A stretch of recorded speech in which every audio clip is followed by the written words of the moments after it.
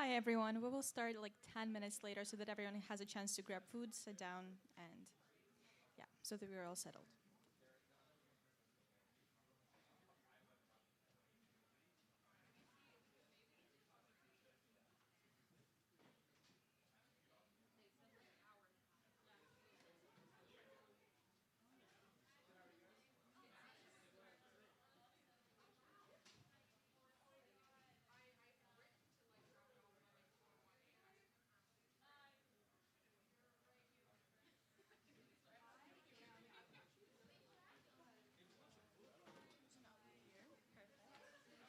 Such a cutie little room.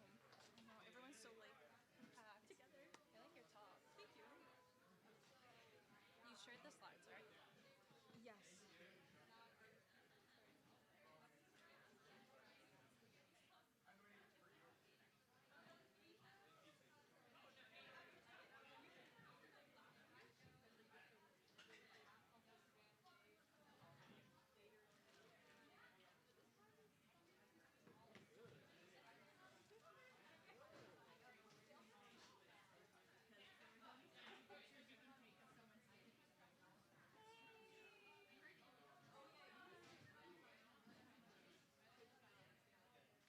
Is it the Canva link? Or is this the That's the Canva. So that's the guest lecture. so just change it to that? Yeah, and then the slides I'll send.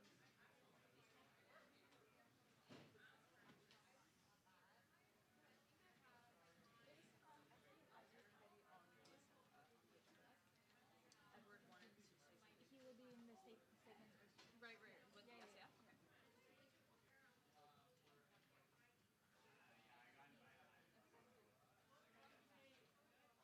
Okay. Can I get pizza later? Yes, totally. I'll get one for you. Which one do you want? It's okay. I'll run over and look when I get the There's chance. like long guest speakers. So Oh, here's the. should I pull down? Like there's two screens. Should I pull that one down? Sure.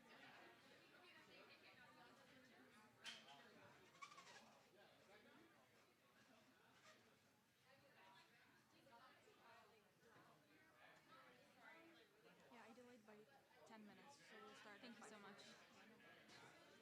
Oh, I can't take you to them.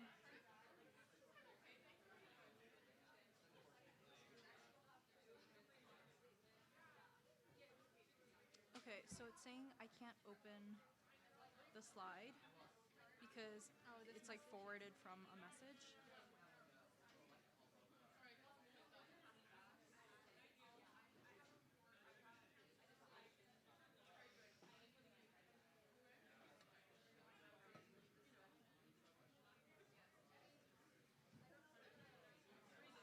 How was your lab? Busy day? It was fine. I was literally running over. But it's okay.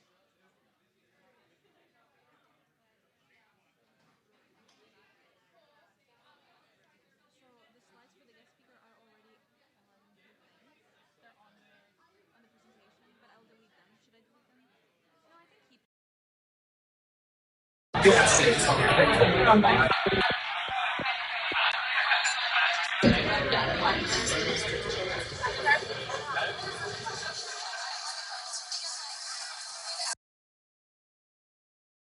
I can just change it. I'll have the Canva thing open.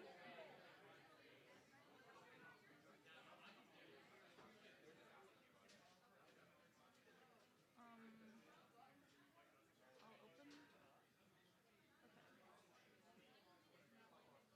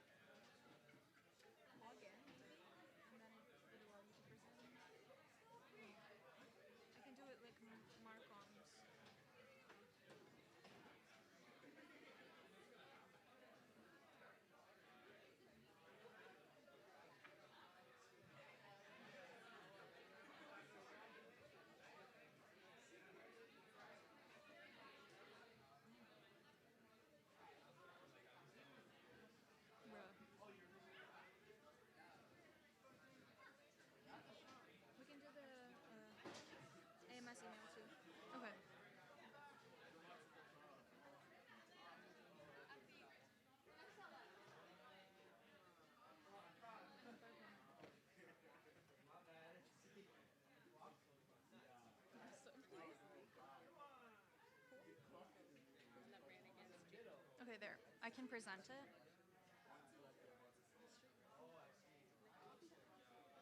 Okay. There. So I have this and this. Okay, yeah. So Hello? when it's ready, they can just... Everyone. Yeah. Okay, yeah. No, that's perfect. Yeah. And then when you go back to this presentation, Hello? just Okay, so I just need you guys to bear with us a little bit tonight because we don't have a middle row. We're going to have to pass things through the rows because there's really hard. So just bear with us. We'll get a mic to you. It just might take a second. And is this the connecting thing? Mm-hmm. Okay, we're good, right?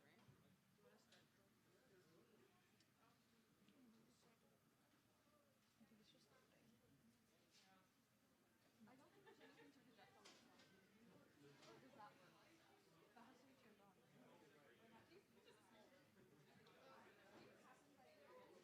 That has to be turned on.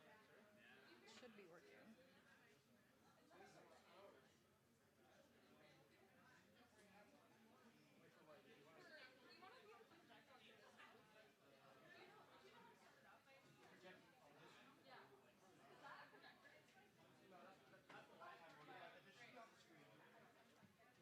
Do you guys know? Yeah.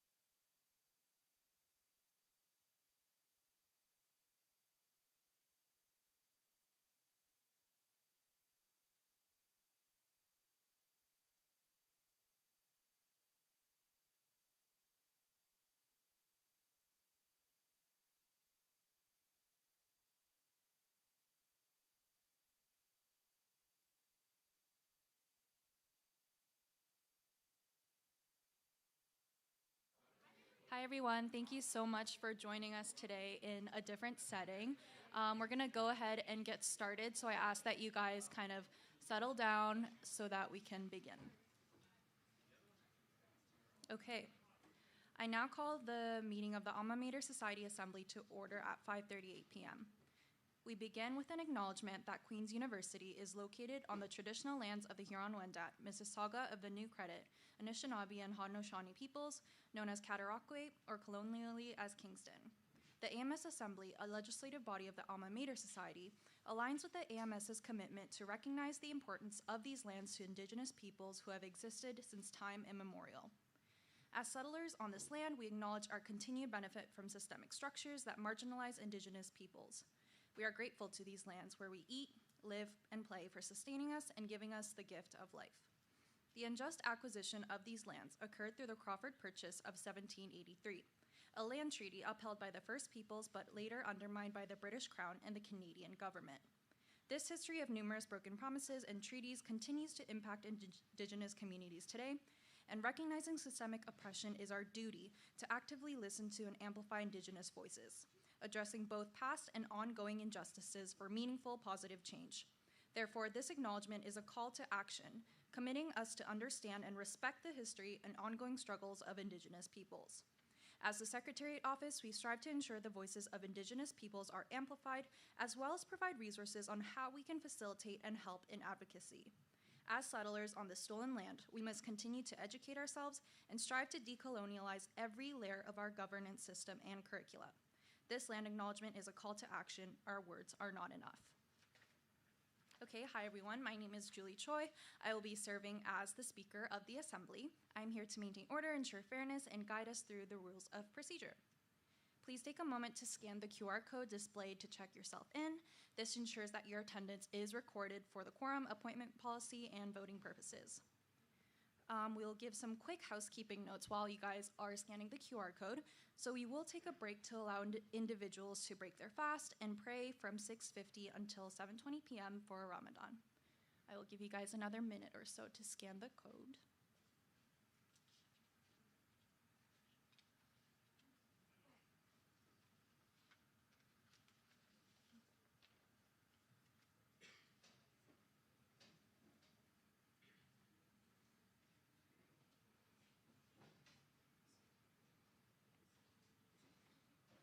All right, moving on to our guest speaker. Our guest speakers today are from the Iranian Association at Queen's University. The Iranian Association of Queen's University, or the IAQU, is a student organization dedicated to fostering community, sharing Iranian culture and history, and creating a space for dialogue about issues affecting Iranians both in the diaspora and in Iran.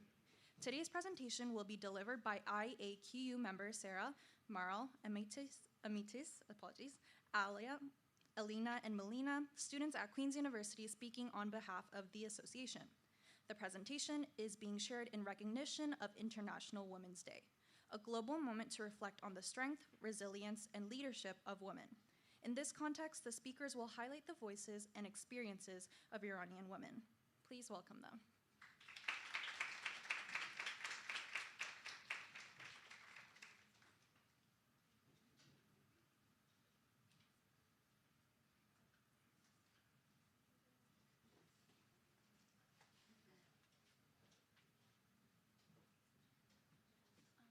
You just have to click the side arrow, and it's already on camera.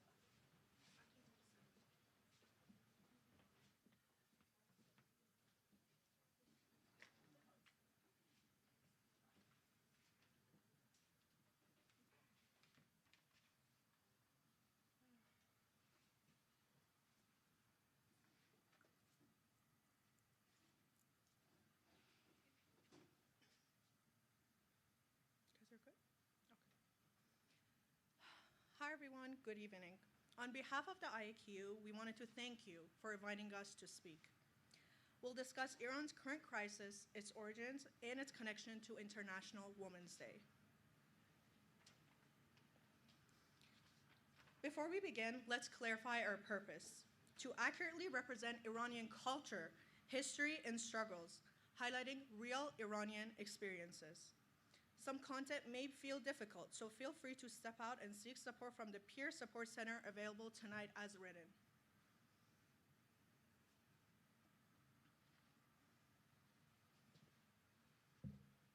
Okay. In order to be able to understand Iran today, you have to understand our deep sense of loss. Our history begins with Cyrus the Great. He created the first Declaration of Human Rights, including freedom, religious agency, and dignity. These concepts are not Western ideals. They're Persian principles embedded within our culture. They are our values. Jumping to the 20th century, by 1953, Iran had democratically elected Prime Minister Mohammad Mossadegh. He wanted to nationalize Iran's oil, believing Iran's resources should benefit Iranians. Since he was opposing Western interests, the CIA and British government orchestrated a coup, overthrew him, imprisoned him, and reinstated the Shah. In the 1970s, a decade before Islamic rule took over Iran, our country was culturally vibrant. Under Mohammad Reza Shah Pahlavi, we were flourishing with women in active possession of their natural-born rights. Our monarchy has been seen as an absolute power. However, under that monarchy, Iranians had far more freedoms, including the freedom to choose what religion they follow and to what extent.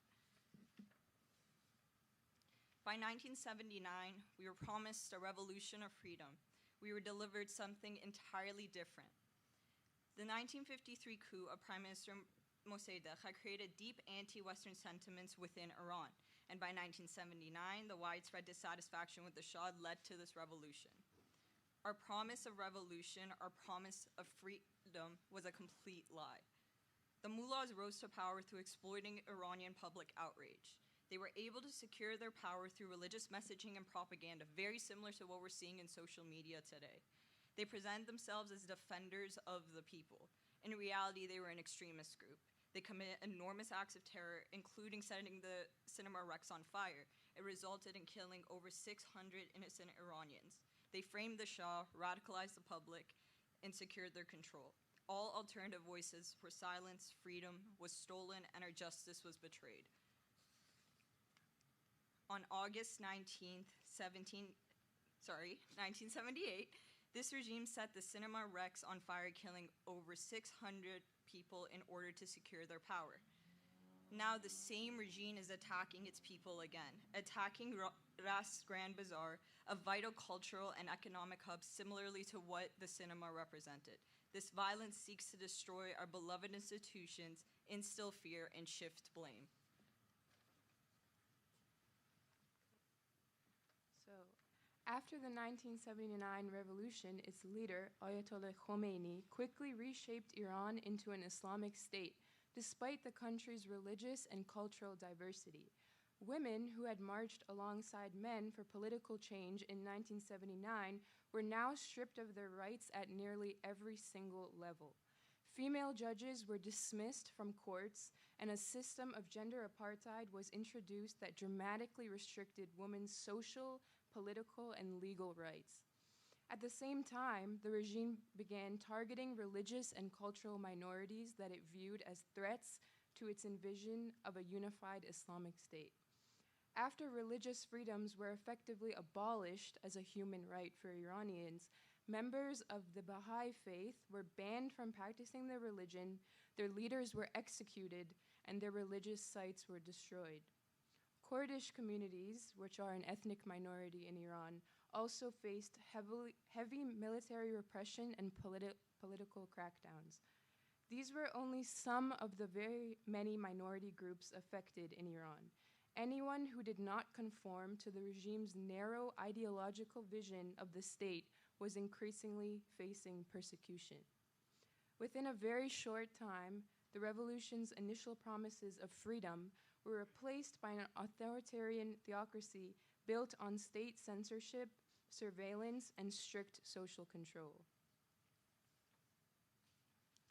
Okay, so to make this a bit more personal, my mom was 9 in 1979, making her part of the first generation of women and girls to live under the Islamic Republic's gender apartheid. When I asked her what it was like, this is what she said in simple words. Growing up after the revolution, I had almost no choices to myself in my life. Everything was dictated for me. From primary school onwards, we were constantly pressured to accept the government's ideology and were always being watched to make sure that we were obedient. Even as children, we were forced to live double lives. At home, our family's values were very different, but in public, we still had to act like we were okay following the regime's demands of us. Over time, that pressure turned some kids against their families. Young boys were convinced that their loyalty to the regime mattered more than their loyalty to their families. And many young boys were recruited as child soldiers during the Iran-Iraq War in the 1980s. My neighbor was only 12 when he was sent to war as a child soldier. He went and he never came back.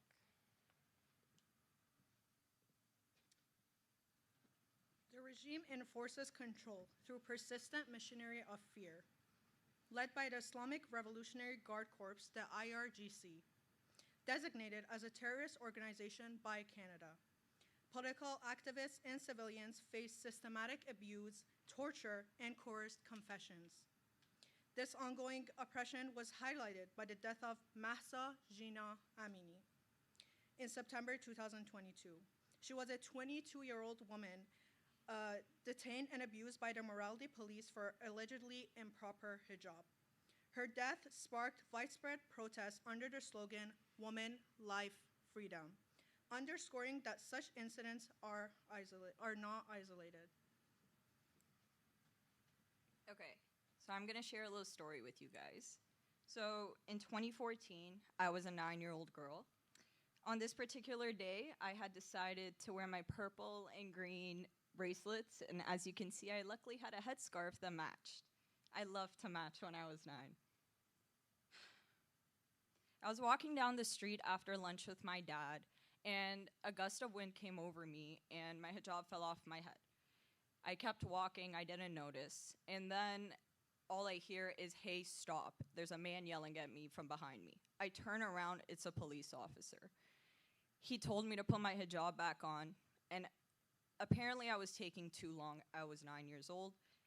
He picked me up, put me in the back of a cop car, and drove me to jail. I was sitting in that cell for 3 hours, and I was interrogated for 2 of those hours afterwards. This is a very big reality for many women in Iran. It's a universal experience, not just for our women, but for our girls too. I was 9 years old. I didn't even understand why I was being detained. But my mom has to live in Iran where she has to worry about the safety of her own child at 9 years old because of laws like this. Thank you, guys.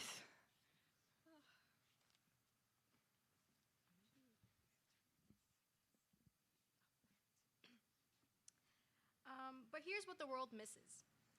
Iranian women have been at the center of resistance. Just days after the 79 revolution, thousands of women took to the streets to protest the introduction of mandatory hijab laws. These protests show that from the very beginning, women were among the first to challenge the IRGC ideologies. And that resistance never stopped. Over the years, it has taken many forms, from small gestures from the youth in the streets or schoolgirls, or to bigger gestures.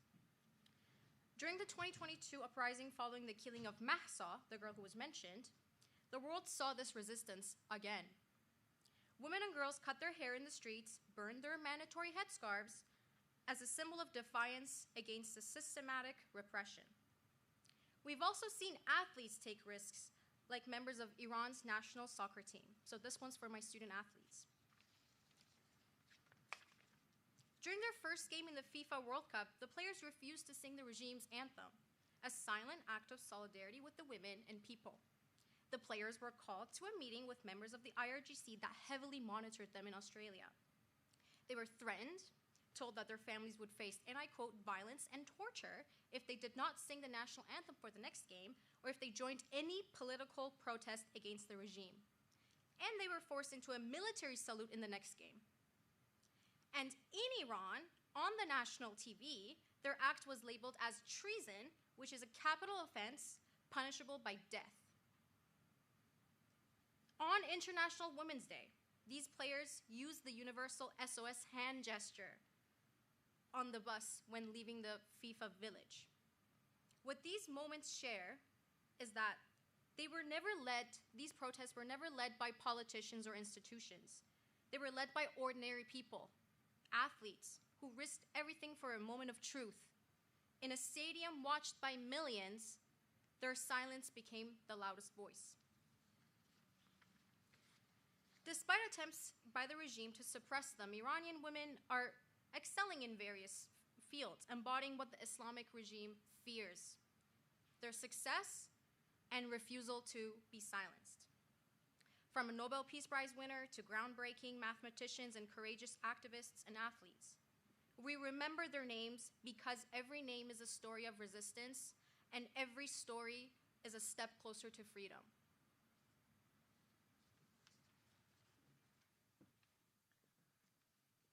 The struggle persists, and the regime's response has only grown more brutal. In response to the violence faced by peaceful demonstrators, protests have spread across Iran. Reports indicate that security forces are actively pursuing protesters in the streets, homes, and even hospitals, targeting civilians at random, regardless of their involvement. Authorities have employed mass arrests, deadly military force, intimidation of medical personnel, and internet blackouts to conceal their abuses. To get their loved ones back, mourning families were forced to pay for the bullets that killed them. Human rights organizations have characterized the crackdown as systematic and deadly, aimed at suppressing dissent through fear and collective punishment. Military forces are authorized to shoot and kill Iranians in the streets, targeting and threatening anyone from children to elderly, without regard to age or background or involvement. This is one of my closest friends. I was in the same school with her. I know her for a long time, since I was a child.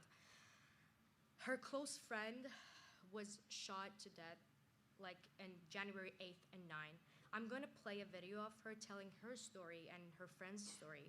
As you watch, please remember, this is not a news headline. This is an actual story. This could have been me or one of us in this room. So please just listen.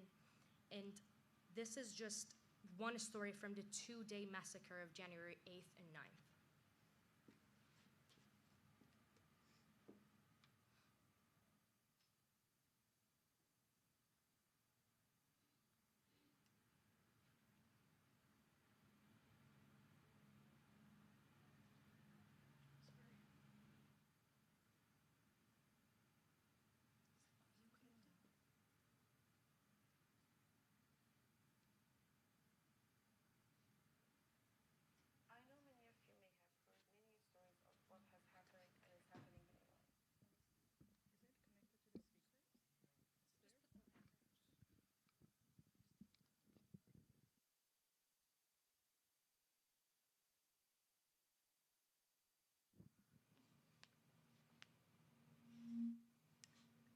many of you may have heard many stories of what has happened and is happening in Iran. I know many of you may have heard many stories of what has happened and is happening in Iran.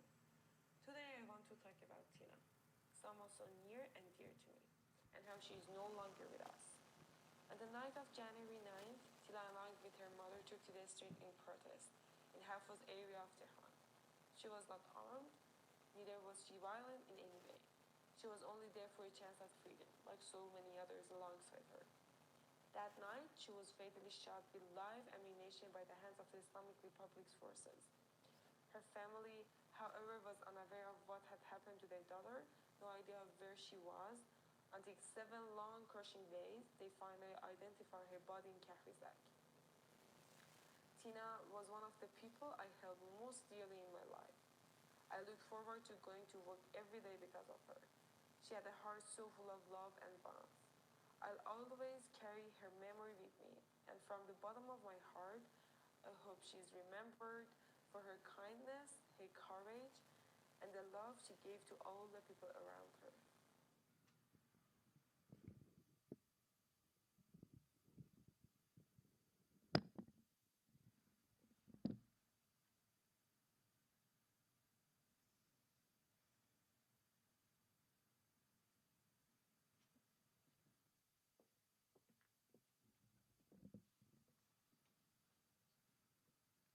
During the ongoing crisis, the diaspora has stepped up to amplify the voices of people living in Iran. We work to represent the opinions of people in Iran and their experiences despite the heavy IRGC censorship and propaganda disseminated in the West. As of March 10th, an estimated 7.5 million Iranians have peacefully protested worldwide since December. In Toronto alone, over 350,000 Iranians took to the streets, the largest protest in Canadian history, and afterwards, the protesters were seen cleaning the streets. That's who we are, peaceful and dignified, the opposite of how Iranians have been presented in Western media. At protests, many Iranians were chanting for Reza Pahlavi as a transitional leader that would come back to Iran to reestablish a democratic parliament. Pahlavi has consistently announced that he would serve as a tool to organize voting ballots.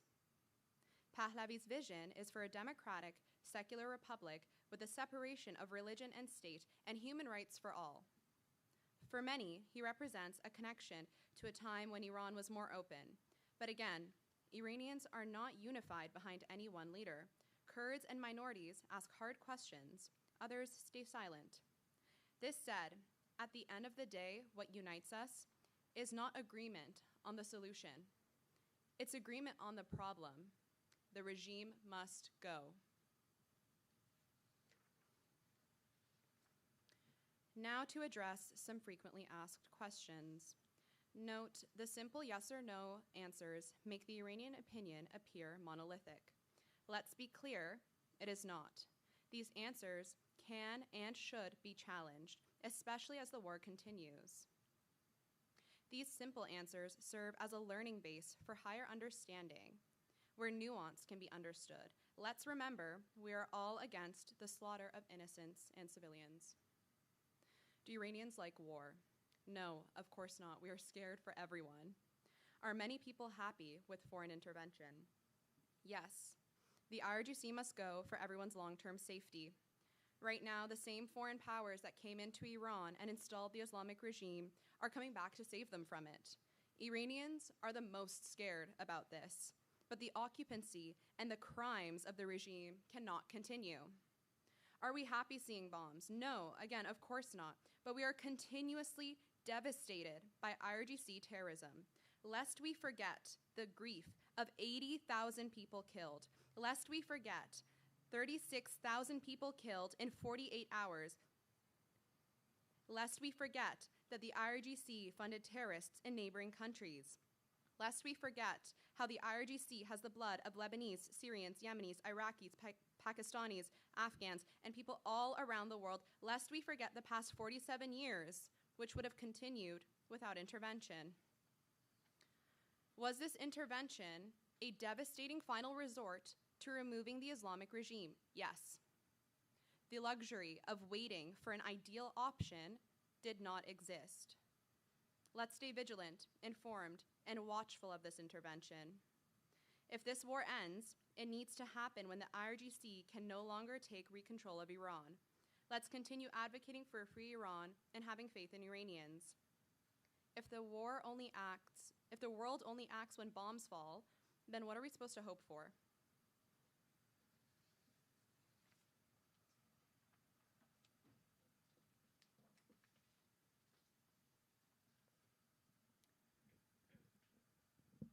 The IAQ surveyed Iranian students at Queen's, revealing concerning results. 96% struggle with mental health. 84% fear for their families in Iran.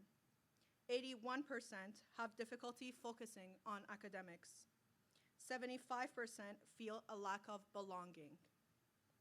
30% haven't reached out for help because they feel they should manage it alone. And a quarter of those who did found that the support was inadequate. To address these issues, we demand 1. Mandatory workshop on Iran's history and crisis for faculty, staff, and students. 2. Culturally safe mental health services with trained staff. 3. Public statements of support from faculty societies for Iranian students.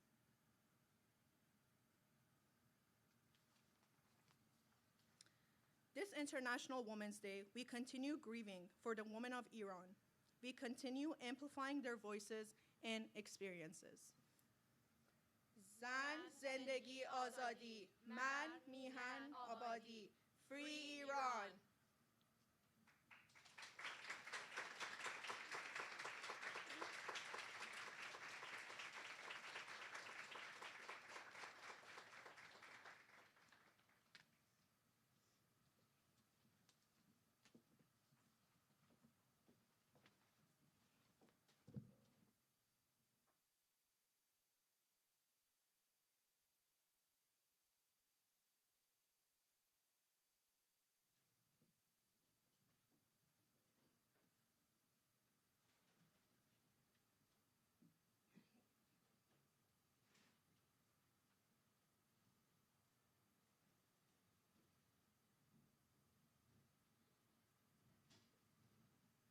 Thank you very much to our guest speakers for the very informative and important presentation.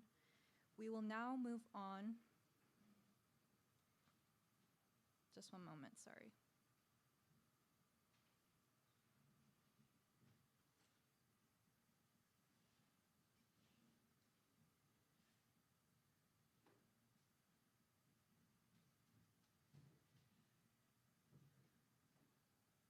We will now move on to motion 1, which is the approval of the agenda. The motion before the Assembly is that the AMS Assembly approve the agenda for the meeting of March 10th, 2026. Are there any amendments to be made to the agenda?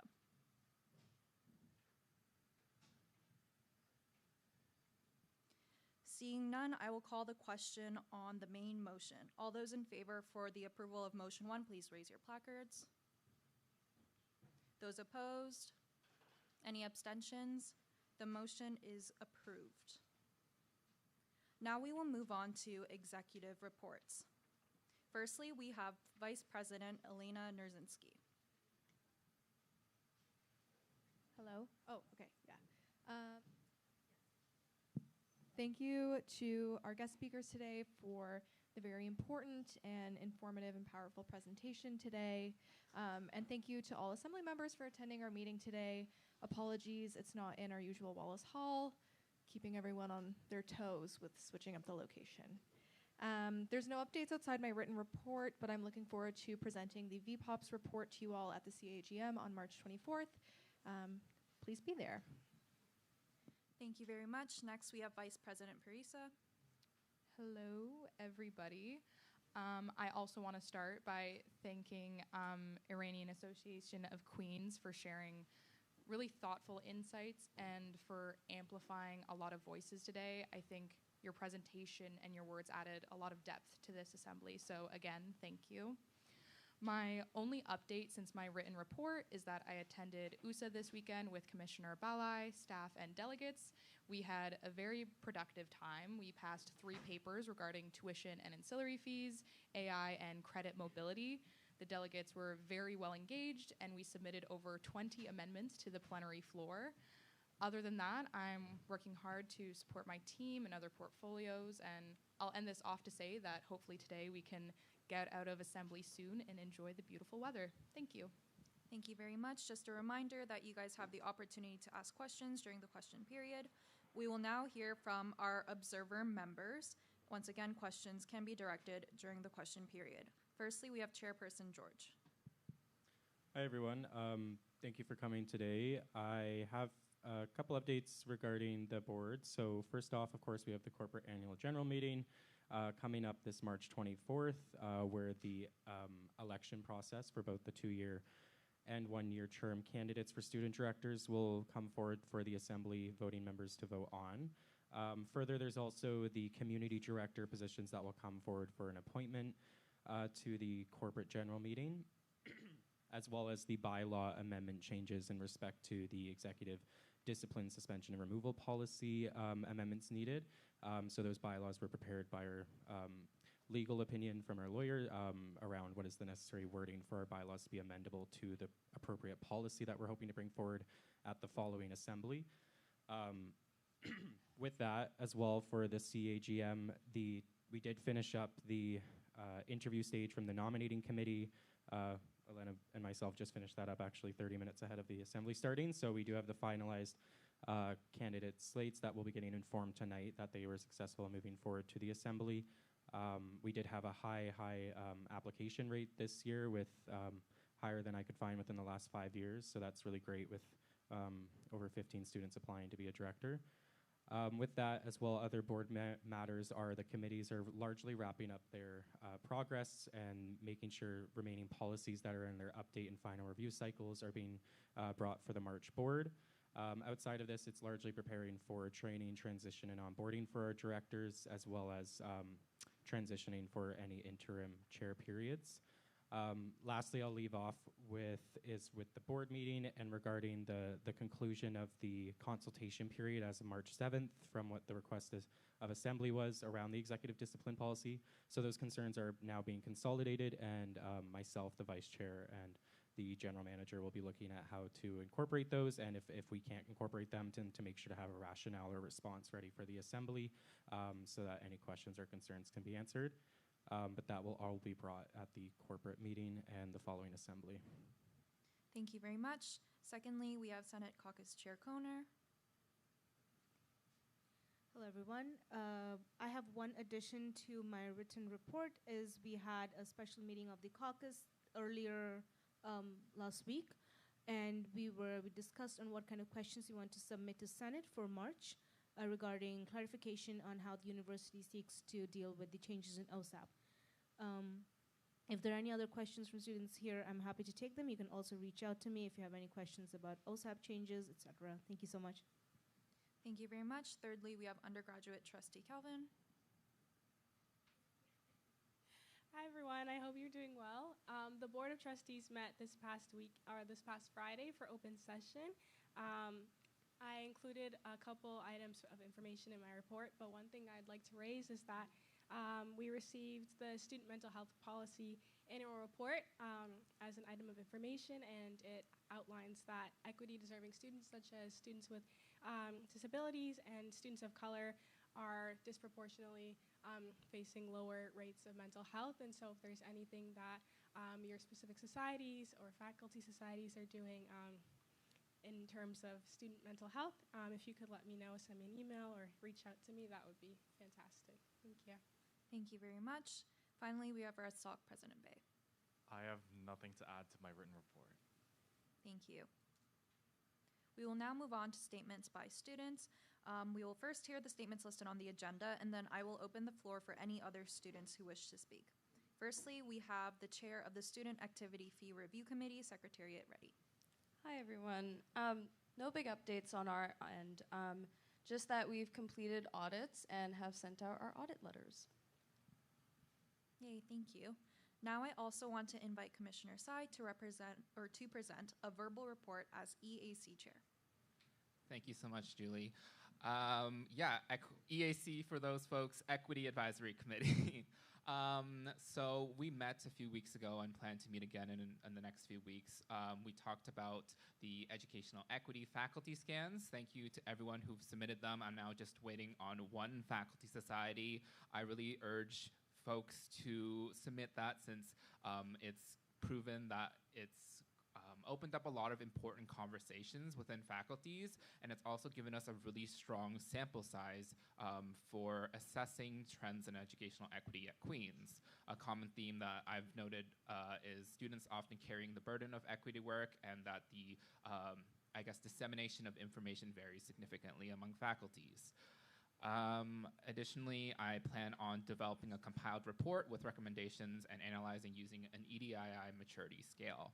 The Equity Action Plan is also underway, and I'm hoping to develop a template for faculty societies. Now, this is for, well, not so much me developing, more so the incoming SIC internal will be developing that template for faculty societies to select their key recommendations or priorities for implementing equity within your faculty society structures.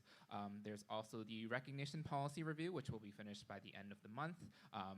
The note that I've noted here is that there's greater support necessitated from the SIC internal to ensure consistency between years and guidance from senior managers.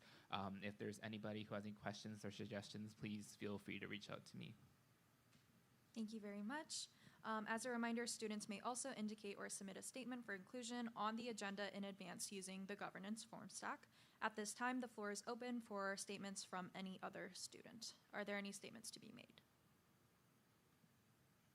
Seeing none, we will now move on to the question period. The floor is now open for questions. Are there any questions for any of the reports or previously? Yes. Hi, I think this is working. Smith Commerce Society President, Pramada Spooner. I just was wondering, question for the board chair or vice chair around the consultation period now that it's over. Between now and the next assembly, will there be meaningful opportunities for members who submitted feedback to connect with the board? And how should we process that? Or if we should just wait for assembly so that nothing's repeated?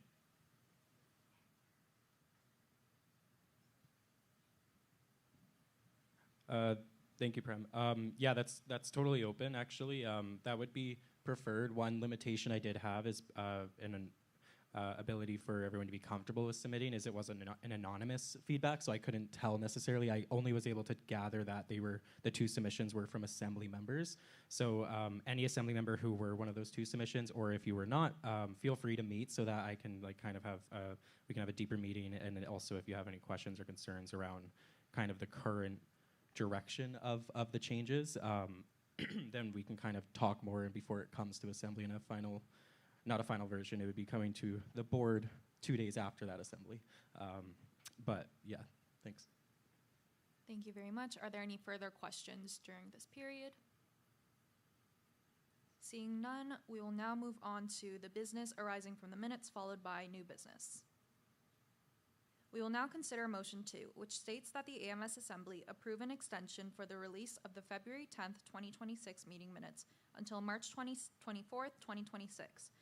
This motion was moved by Secretariat Reddy and seconded by CGO Horbazzo. No notes. Are there any speakers for or against this motion?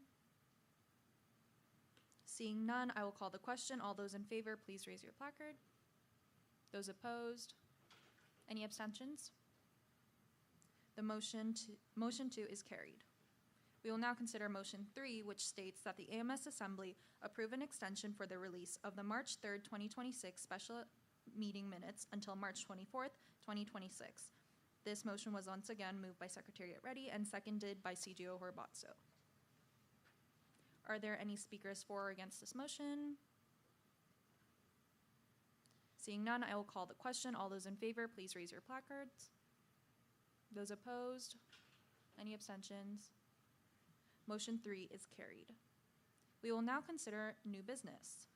Motion 4 states that the AMS Assembly approve the appointment of Drayden George as the interim AMS president, effective from March 27th until April 30th. This motion was moved by Vice President Nerzinski and seconded by VP Parisa. I now invite the mover to speak on this motion. Hello? Okay. So I'd like to introduce this motion, obviously by referring to our discussion from our previous assembly on March 3rd. Thank you again to those who engaged in that and provided us feedback.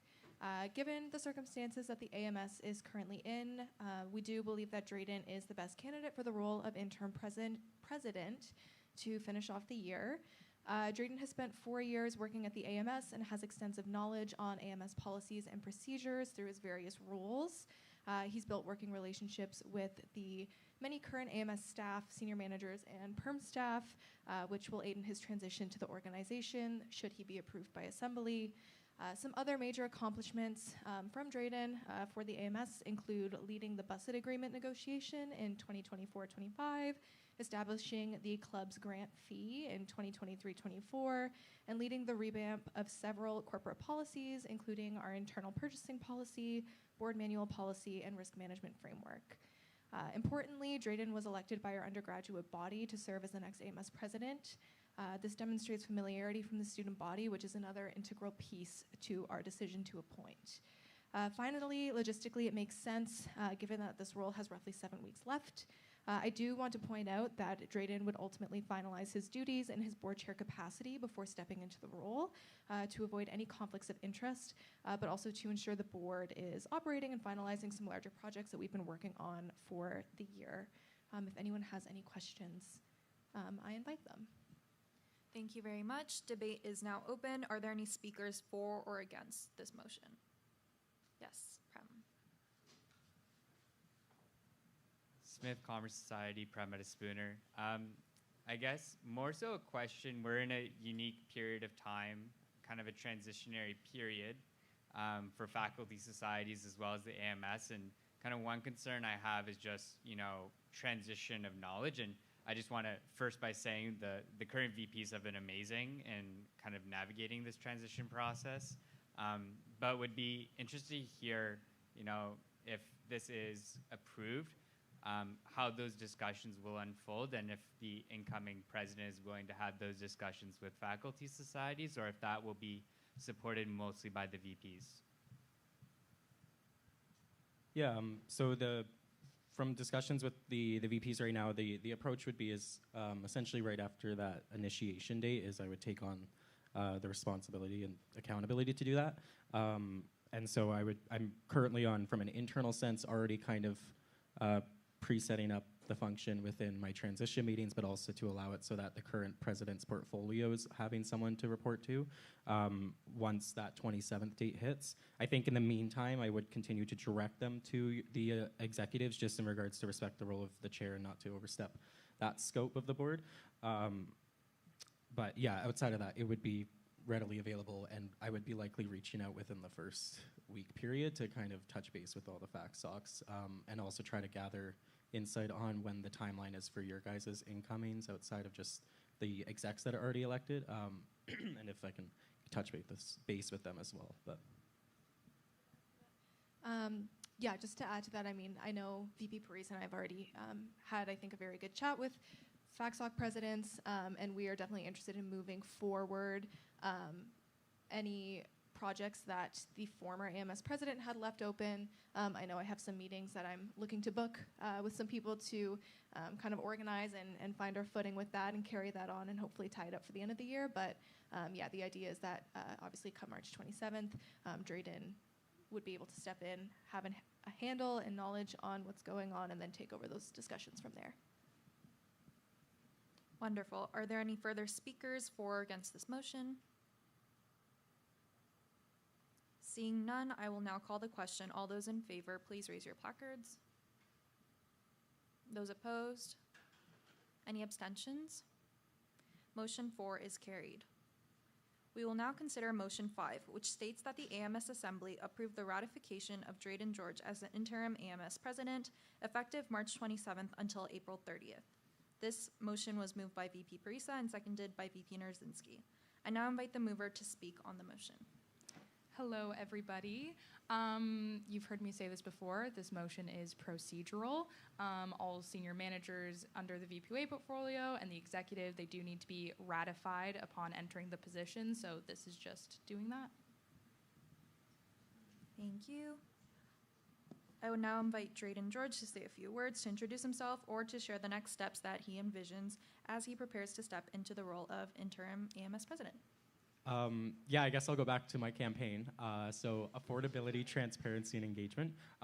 Largely with affordability is going to be working with the other VPs around some more large-scale system-wide projects and initiatives to best utilize the different departments in improving the different benefits and initiatives that we provide through the departments, but also trying to improve our negotiating power and efforts around external partnerships and benefits for students that make sure to uphold a non-exclusionary principle, which means that we're not barring students from other companies that they may choose to purchase from. Additionally, within regards to transparency, of course, and engagement, I think they both go intertwined with supporting the Internal Affairs Office and making sure to really look at how our elections and judicial affairs offices are structured, but also resourced, and then allowing the Secretariat the autonomy to make sure to operate fully. With that as well, I'll leave off with the engagement and transparency piece is fully leveraging the communications and marketing portfolios. So a big piece of that is making sure, again, around cross-department collaboration and being proactive to get the marketing and communications office in the right rooms to get the necessary information so that nothing's being missed in regards to our communications out to students, but we also have some extra efforts in regard to alternative communication and outreach, such as class presentations and things like that beyond just social media alone, although that is still another important aspect. I will leave it there, as I know I went through this process as well during my candidacy, so if there's any questions, happy to take some. Thank you very much. Now debate is open. Are there any speakers for or against this motion?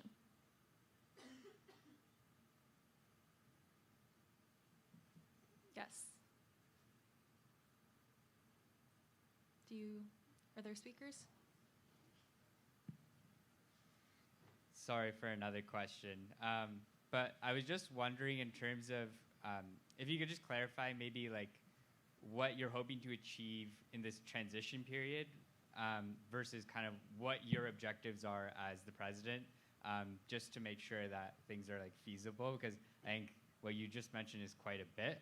Some of the things are very important. Like I completely agree with like the stability of offices and coordination, but we're just seeking some clarity as to kind of what the differences are.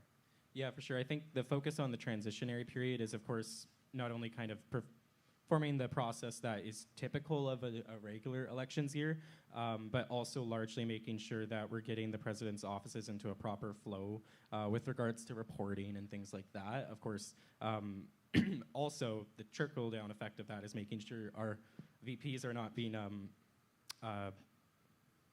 burdened with the president's portfolio's tasks or things like that. Not necessarily that's a burden, but it is a burden on time, I guess, in regards to that, so that they can make sure that they have the adequate capacity for their portfolios and supporting their head managers. And then from the president's end, transition-wise, is making sure I'm an open listener and learner with all of our outgoings and our current head managers to make sure I'm the best equipped with starting off on day one.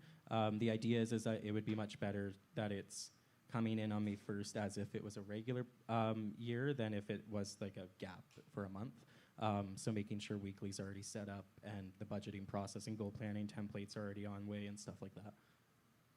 Great, thank you very much. Are there any further speakers? Seeing none, I will now call the question. All those in favor, please raise your placards. Those opposed? Any abstentions?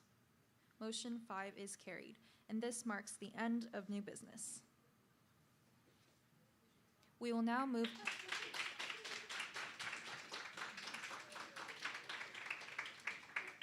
Fastest assembly ever. We will now move into the discussion period. I first invite Commissioner Tronsgaard to begin a conversation on clubs policy.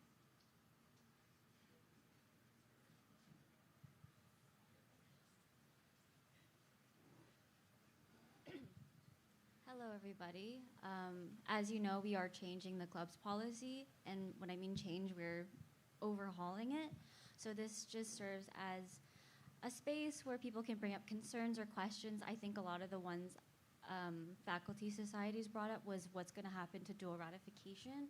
So I guess I can hope to bring some clarity is that we are slowly going to phase out dual ratification in the next 3 to 4 years. So this is not an immediate decision. The reason that we're doing it is because it's been operationally challenging on the AMS because there's inconsistencies with the faculty societies policies and the AMS policies and procedures, and we just hope to streamline it. So we've been looking at ways to ensure that we mitigate the cost associated with it. So we were looking at reasons on why clubs want to be duly ratified. For example, they want access to club grants and they want access to be able to apply for their student activity fees as an internal group.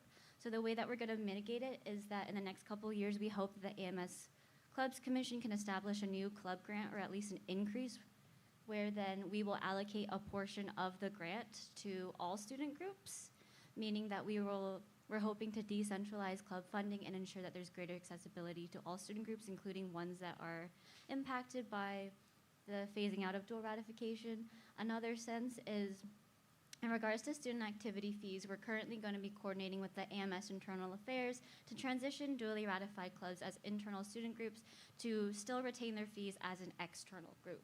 So we will be in communications with the Internal Affairs Office and with the clubs to ensure that they are able to keep their fees and not have to go through this transitionary period where they lose it.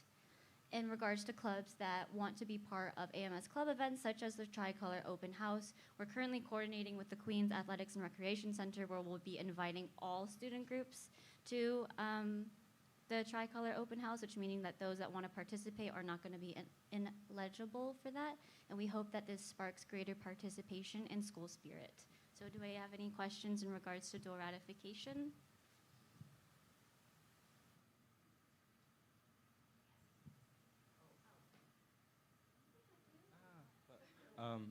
I guess the question is, and I know I'm still only the chair, so mind me, but with regards to dual ratification, I know there's a couple like nuances with it. I'm thinking of things like insurance coverage and things like that maybe FACSOC clubs are looking for, but I also know that FACSOCs do have like club roles within their FACSOCs, and I don't want to put them in a position where we're essentially absolving what they've taken on to be able to provide to NSOC students unless that's the direction they're wanting to go.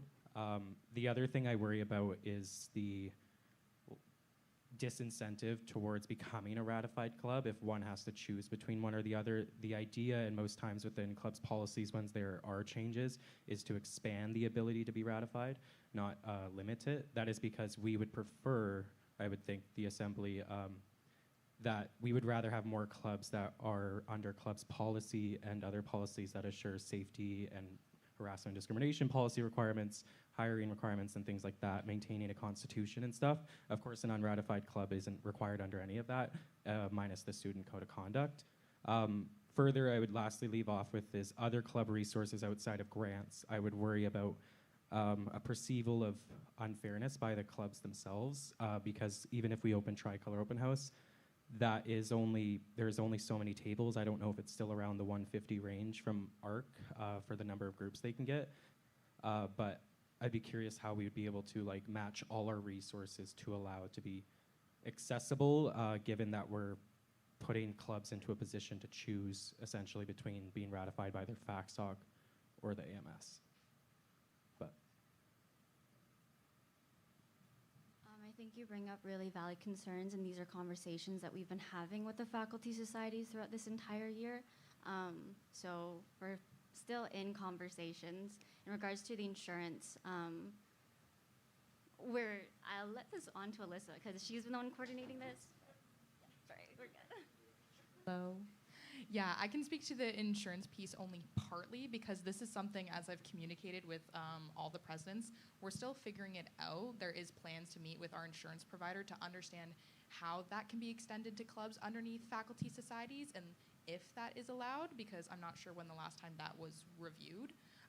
But we're hoping to seek more clarity there in the coming weeks in that meeting. And then once we understand that more, then we can move forward with understanding how we can collaborate with the faculty societies and ensuring that they can still have that insurance for those clubs, whether that's through the AMS or through different processes such as becoming an AMS ratified club.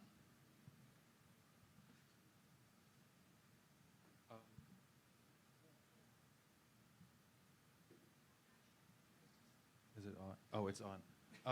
Sorry. The insurance part is kind of related to event sanctioning, and that's the way we go about it is because all faculty societies are affiliated societies. They are also required to submit event sanctioning forms.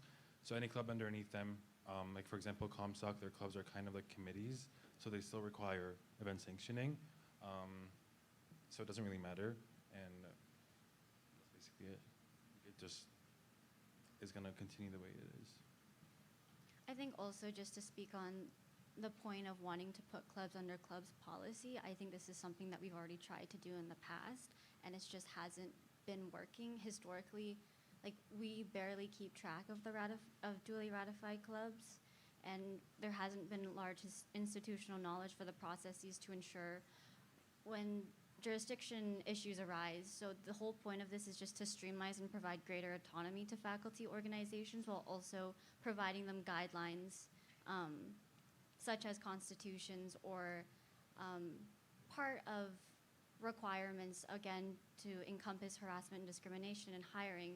The whole point is not the AMS to control faculty society clubs, but more so be able to provide resources without limiting their autonomy, and therefore putting them under clubs policy has not been successful, and that's kind of the reason why we're removing it. So,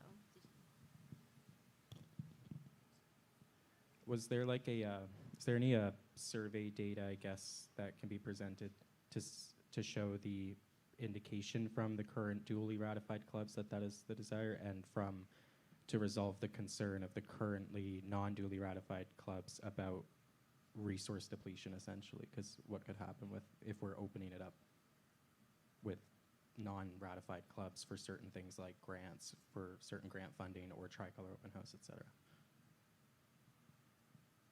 yeah, we could definitely present that in the next assembly because we're currently in the consultation period. I think the issue with dual ratification, which has been talked about continuously, is that clubs are benefiting, however, they are breaking continuously clubs policy, and it's been a historical issue where clubs are getting away with club policy violation just because it's been a historical pattern, but the Clubs Commission then would have the power to sanction clubs that are not following this policy and therefore can seem unfair. So we're hoping that there's just more consistency in regards to how we govern our clubs, how faculty societies govern their clubs. Because I just don't want it in a position where faculty society clubs have historically garnered these privileges and then the incoming or next whatever teams can read the policy and interpret it in the way that is written, and it can cause a detriment to them. So we'll go to Prem first and then Ivana.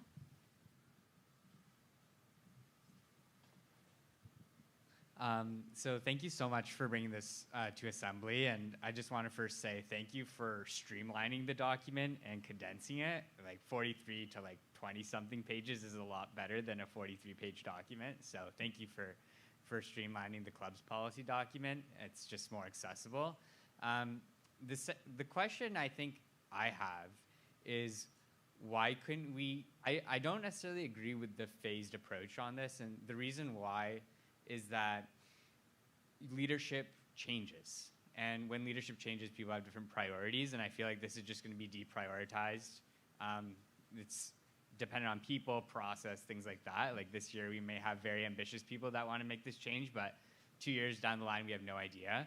So my kind of recommendation, and we do this internally on ComSoc, but maybe could work in this case, is having memorandums of understanding that are signed with the AMS and the relevant faculty society that outlines the key pain point areas of dual ratification, such as bank account agreement and access, such as insurance, such as things like that.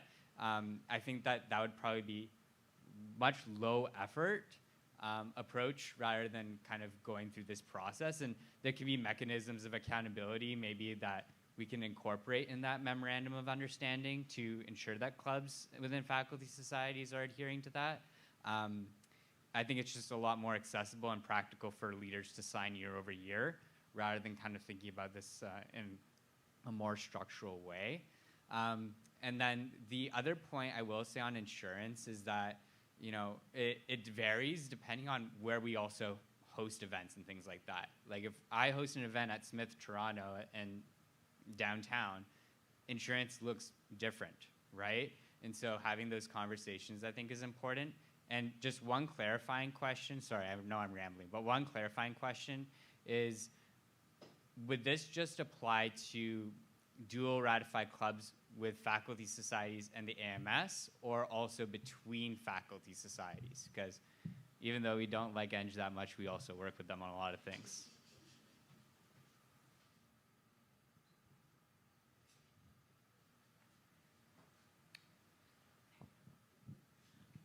I just had a really quick clarifying question, just from my own knowledge. I was wondering what clubs policy the dual ratified clubs were breaking like most often. Like if you have like the top 2 or 3, just for like my own clarity, because I don't know if any have been said yet.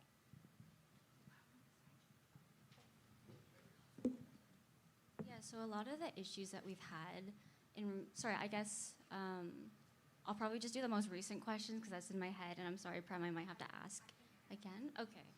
In regards to the club's policy violations, it's one's inconsistencies with bank accounts. So they either bank with their faculty, but they also have an additional AMS bank account.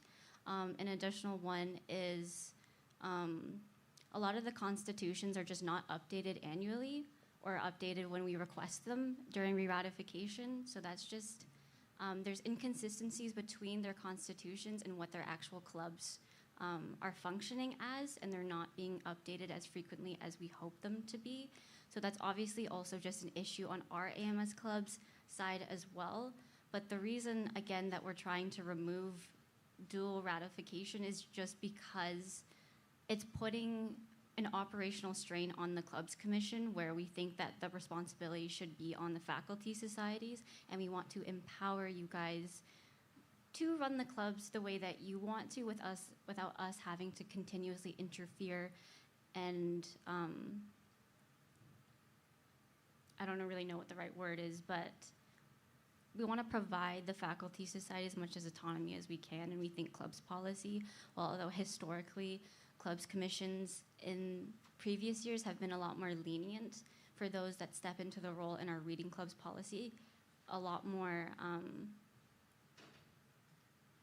I don't know, directly. I think that will fracture the relationship between duly ratified clubs and the AMS just because of inconsistencies. So.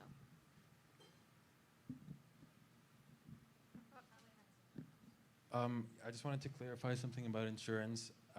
Any sanctioned event, like we just covered, we extend general liability insurance. It doesn't really change what the event is, and we don't really give any additional insurance. I just want to clarify that piece. I also had a question about duly ratified clubs.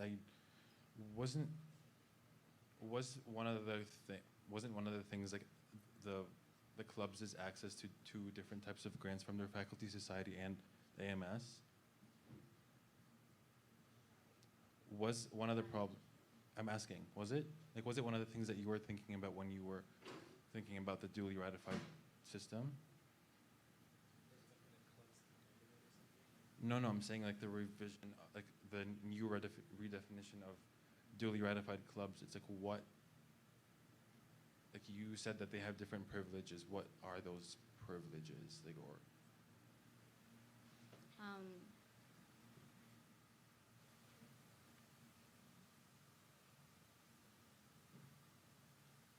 sorry, like, what are you trying to? no, I'm just asking because you were saying that When did I say that? earlier. Earlier?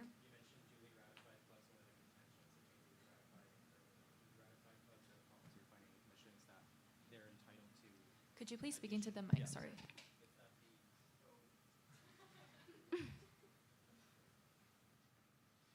That the oh my gosh, I work at AMC, guys. Okay. It's that the additionally ratified or the duly ratified clubs, there was a mention of like additional privileges to those duly ratified clubs, and that might be a source of a reasoning or contention between the clubs, and what those benefits were or privileges. I think I misspoke because the whole point of phasing out dual ratification is just to streamline these processes. We're not saying that we don't want these faculty ratified clubs to get AMS benefits. It's just simply that there's been inconsistencies to how those benefits are administered. And and I apologize for misspeaking. The whole point is not to make AMS resources more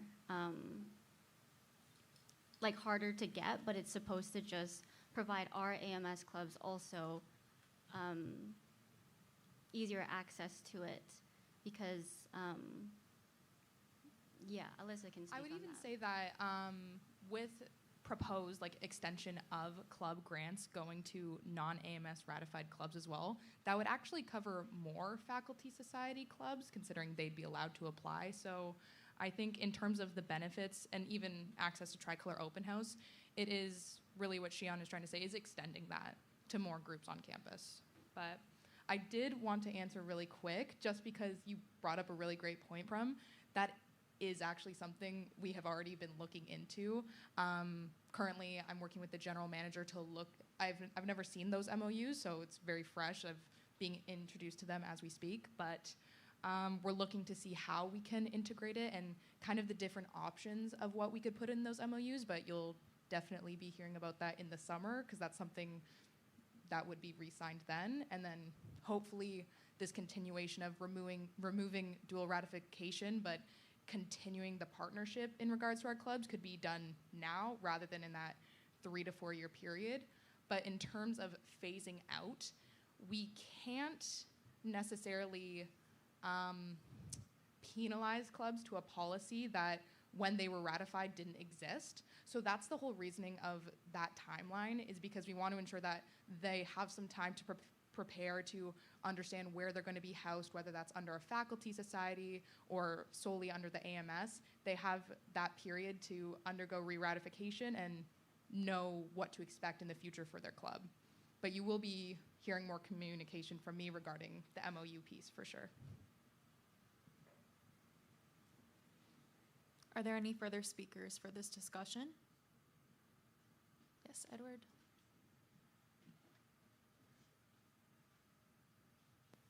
Hello, Commissioner Sai. Just reiterating, I guess, Prum's statement that I appreciate bringing this to Assembly. I think it opens up a lot of discussion, and I think what I've been noticing, I guess, from the conversation within this room is that a lot of us here lack the institutional knowledge to make any valid point or, a suggestion to the new clubs policy. And I'm sure that when you do bring it up to Assembly, I think you probably are planning to have some level of a presentation. So I think having perhaps more of an extensive proposal to Assembly so we understand the implications a bit more might be really good for the transparency aspect, but also for the institutional knowledge so that it's saved within your drive and that future teams are able to understand why really large decisions like dual ratification was removed or other key parts of the policy, because right now from my understanding, the new club policy is up live for public consultation. But comparing that to the old clubs policy, even from my standpoint, being an internal AMS, I don't know what has actually changed because there isn't really live edits. So I'm just hoping for us to have a bit more clarity on that aspect for all assembly members whenever we go through with approving it through assembly. Thank you. Drayden? Yeah, just sorry. To add on to Edward's points about kind of, yeah, the track changes would definitely be helpful. I think just more of a quick question is, have you or were you hoping to get a motion through General Clubs Caucus in support of the policy changes? Yes, that is happening. So we do come into a gray area if not enough clubs either vote or against it, we don't meet quorum, and then that consultation is null and void. I have been speaking to multiple clubs. They brought up concerns, and we have reflected the changes in our policy that has been documented. We've been talking to Student Conduct Office. We're having conversations with the Club Advisory Committee. We'll be consulting with the Social Issues Commission. Like, we are having a lot of people look at this because we totally understand the gravity of this policy change and especially the extent of it, and I'm very excited to be presenting a more comprehensive presentation. I think a lot of thought and care from my team members have gone into this, and I'm just really proud and excited to show off their work and dedication. So again, I highly recommend, please book a meeting with myself or with my team members. We'd love to hear your concerns. Yeah, so thank you guys so much. All right. I believe there's one more speaker. Hello. Alexis Paredes, NSHOC Vice President Student Affairs. As someone who's had to deal with duly ratified clubs a lot this year, they've been an administrative headache, as Gian had said. But I would encourage consultation specifically with those duly ratified clubs during this process, because I know we have some with NSHOC and the AMS that really rely heavily on those student fees that they have and rely heavily on that dual ratification. But from an administrative standpoint, they do kind of have the ability to pick and choose whether they follow the AMS club policies or our faculty society club policies. So that is a bit of the gray area that I think they're looking to kind of close up with this policy change that I do agree with. But again, I think it's important to kind of get their specific opinion on it because they have the best feet on the ground perspective on it. Thank you. Just a note, we have 2 minutes until our break. So if you'd like to respond, you can within the 2 minutes.